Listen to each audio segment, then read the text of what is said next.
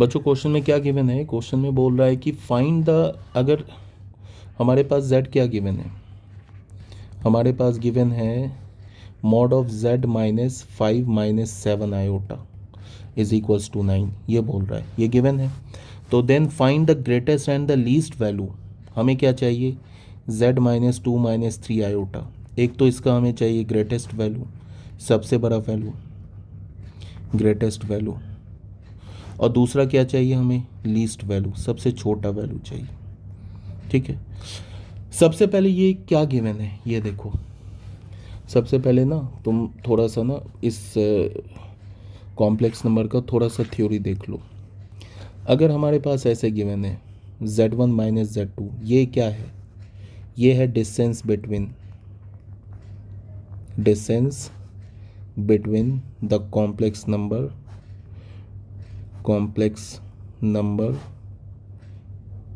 z1 and z2 in Argand plane. Complex number क्या होता है? पॉइंट होता है आर्गन प्लेन पर।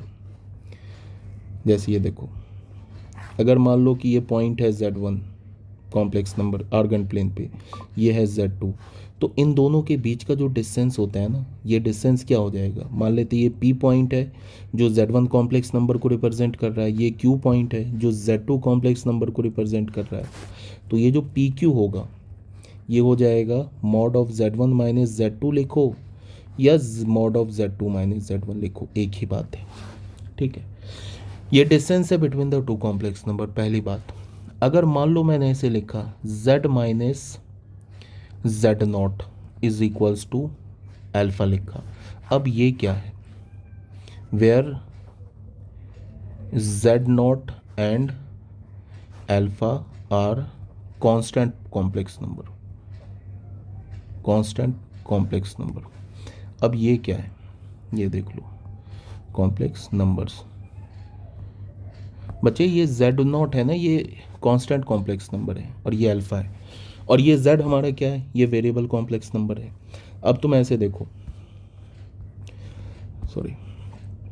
अब तुम ऐसे देखो, ये क्या बोल रहा है? z minus z not alpha के इक्वल है। इसका क्या मतलब है? अल्फा भी हमारा कांस्टेंट है, z नॉट भी कांस्टेंट है इसका, और ये z क्या हमारा वेरिएबल कॉम्प्लेक्स नंबर है। तो इसका मतलब क्या है कि एक सर्कल को रिप्रेजेंट कर रहा है जिसका जो सेंटर है ये z नॉट है, और ये जो है हमारा रेडियस ये अल्फा है। ठीक है, और ये z जो है ये सर्कल के सरकमफ्रेंस पे लाई कर रहा है।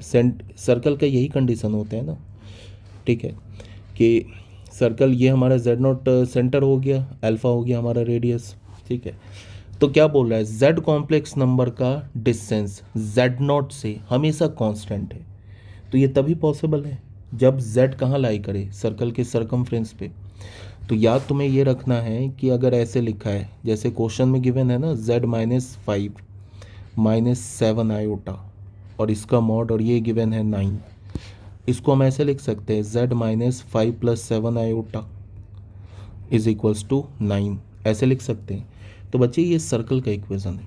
अब इस सर्कल का सेंटर क्या है? 5,7, और रेडियस क्या है? ये तो सेंटर का कोऑर्डिनेट हो गया, एंड रेडियस क्या है? ये constant r is equals to 9, ये सर्कल का इक्वेशन है। अब आ जाओ क्वेश्चन में क्या बोल रहा है।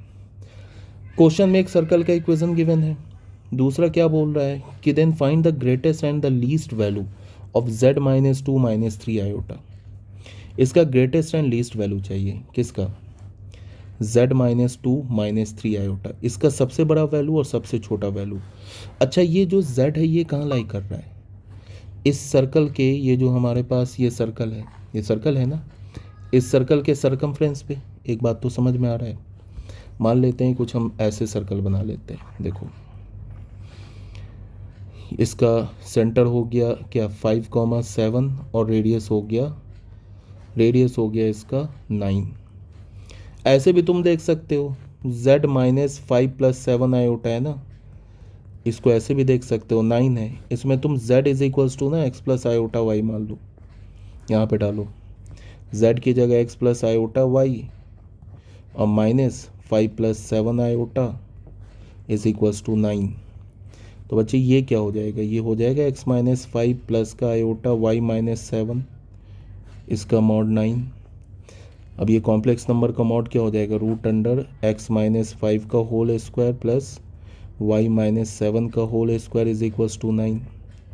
तो यहाँ से क्या मिलेगा, x माइनस 5 का whole square plus y minus 7 का whole square is equals to 9। तो ये सर्कल का ही तो ये इक्वेशन है, ठीक है, जहाँ पे सेंटर क्या है 5,7, देखो आ गया, एंड रेडियस क्या है, रेडियस है 9, ठीक है। तो बच्चे अगर हम z में देखेंगे तो क्या बोल रहा है हमें, इसका मिनिमम एंड मैक्सिमम वैल्यू बोल रहा है, ठीक है। और ये जो z है कहाँ लाई कर रहा है, सर्कल के सरकमफ्रेंस पे, इसी सर्कल के सरकमफ्रेंस पे लाई कर रहा है। ये जो सर्कल है ना, इसी सर्कल के सरकमफ्रेंस पे लाई कर रहा है, पहली बात।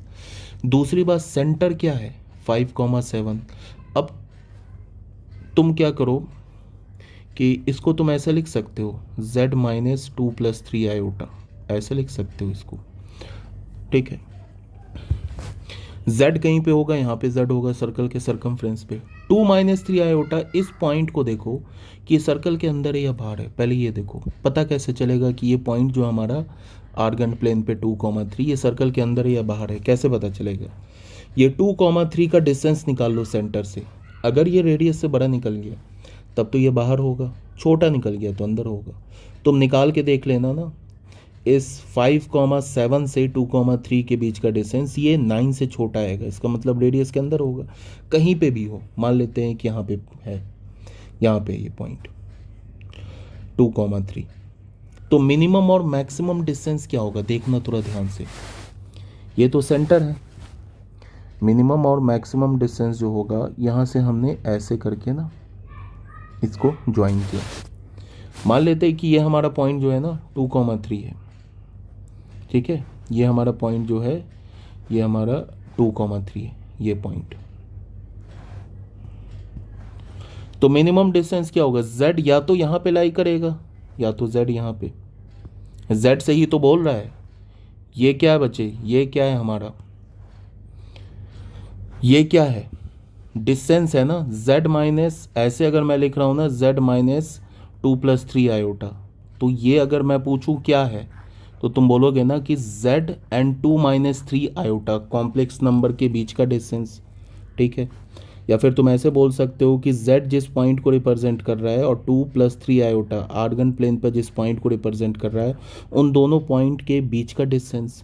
तो 2,3 तो यहाँ पे लाई कर रहा है और z तो इस सर्कल के सरकमफ्रेंस पे लाई कर रहा है, तो एक z यहाँ होगा, एक z यहाँ होगा। तो मिनिमम डिस्टेंस क्या हो जाएगा, मिनिमम डिस्टेंस बच्चे ये हो जाएगा, सबसे छोटा डिस्टेंस ये हो जाएगा, ये मिनिमम डिस्टेंस हो जाएगा हमारा, ठीक है, ये हो जाएगा मिनिमम डिस्टेंस। और मैक्सिमम डिस्टेंस ये हो जाएगा। अब इसको निकालने के लिए हमें करना क्या होगा कि बच्चे ये ना हमें z1 और ये z2 ये दो पॉइंट निकालना होगा। अगर हमें ये दो पॉइंट मिल गया तो मान लेते हैं कि ये पॉइंट हमारा P है, तो ये मिनिमम डिस्टेंस आ जाएगा और P से लेके Z2 ये मैक्सिमम डिस्टेंस आ जाएगा। अब ये पॉइंट निकालने के लिए हम लोग क्या करेंगे वो बता रहा हूँ। ये जो Z1 Z2 स्ट्रेट लाइन है ना, ये दो P पॉइंट से और C पॉइंट से पास कर रहा है, तो इसका तुम इक्वेशन लिख लो। क्या होगा इक्वेशन, 2 पॉइंट फॉर्म से इक्वेशन होगा y minus y1। 2 point form क्या है, 2 पॉइंट हमारा क्या, अब अगर स्ट्रेट लाइन का ना 2 पॉइंट फॉर्म नहीं आता है तो समझ में नहीं आएगा। ये हमारा P पॉइंट है और ये हमारा C पॉइंट है। 2 पॉइंट फॉर्म से इक्वेशन क्या होता है, y माइनस y1, तो 3 क्या होगा, 3 minus 7 upon 2 minus 5 x minus x1, ठीक है। ये हो गया y माइनस 3, 7 माइनस 3 माइनस 4 और 2 माइनस 5 माइनस 3, ये हो गया x माइनस 2, यहाँ से हो गया 3y माइनस का 9 और ये हो गया 4x एंड माइनस का 8। तो बच्चे यहाँ से क्या हो गया 4x माइनस 3y प्लस का 1 इज इक्वल्स टू 0। ये किस स्ट्रेट लाइन का इक्वेशन मिला, ये इस स्ट्रेट लाइन का इक्वेशन मिला, इस स्ट्रेट लाइन का ये इसका इक्वेशन मिला। अब अगर मैं इस स्ट्रेट लाइन को और सर्कल को साइमल्टेनियसली सॉल्व करूं तो हमें क्या मिलेगा, पॉइंट ऑफ इंटरसेक्शन, एक z1 आ जाएगा, एक z2 आ जाएगा, ठीक है। सर्कल का ये इक्वेशन गिवन है हमारे पास, ये सर्कल का इक्वेशन गिवन है। अब ये थोड़ा सा क्वेश्चन जो है कैलकुलेटिव है, x माइनस 5 का whole square plus y minus 7 का whole square is equals to 9। और यहाँ से हमें स्ट्रेट लाइन मिला क्या, इसको हम ऐसे लिख सकते हैं y is equals to 4x plus 1/3। बच्चे इस y को उठा के यहाँ डाल दो, तो ये क्या हो जाएगा, x माइनस 5 का होल स्क्वायर प्लस y की जगह क्या लिखेंगे 4x प्लस 1/3 माइनस 7 का whole square is equals to 9। यहाँ से बच्चे सॉल्व करोगे तो मैं तुम लोग को बता दे रहा हूँ कि हमारे पास इक्वेशन क्या आने वाला है। इसको सॉल्व करोगे तो तुम्हारे पास आ जाएगा 25x माइनस 5 का whole square is equals to 9 square into 3 square. तो x माइनस 5 का होल स्क्वायर क्या हो जाएगा 9 स्क्वायर 3 स्क्वायर अपॉन 5 स्क्वायर। तो यहाँ से x की वैल्यू क्या हो जाएगी 5 और ये हो जाएगा प्लस माइनस 9 इंटू 3/5। तो ये 5 कैंसिल। तो बच्चे हमें x की वैल्यू क्या मिलेगी, नहीं 5 नहीं कैंसिल है ना ये। चलो पहले तुम ना ऐसे लिखो, x माइनस 5 क्या मिलेगा प्लस माइनस 9 इंटू 3/5, ये क्या मिल जाएगा प्लस माइनस 27/5। तो x माइनस 5 x की वैल्यू हमें क्या मिलेगी, x is equals to 5 plus minus 27/5। तो बच्चे यहाँ से x की दो वैल्यूज़ आ जाएगी तुम्हें, एक तो देखना 52/5 एंड -2/5। तो ये जो x का दो वैल्यू क्या मिला है, ये जो z1 और z2 है ना, ये z1 और z2 इसका x कोऑर्डिनेट मिला है। अब यहाँ पे केस लेके चलो, case 1 when x is equals to 52/5, then y का वैल्यू क्या हो जाएगा, y किसके इक्वल है 4x प्लस 1/3। y है ना हमारे पास 4x प्लस 1/3। तो यहाँ से तुम y का वैल्यू निकालोगे 4x प्लस 1/3 से, क्या लिया हमने 52/5। तो तुम देखना कि यहाँ से y का वैल्यू आ जाएगा तुम्हें 213/15।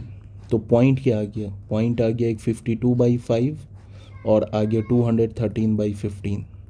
और किस पॉइंट से लेना हमें डिस्टेंस, P 2,3 से लेना है ना।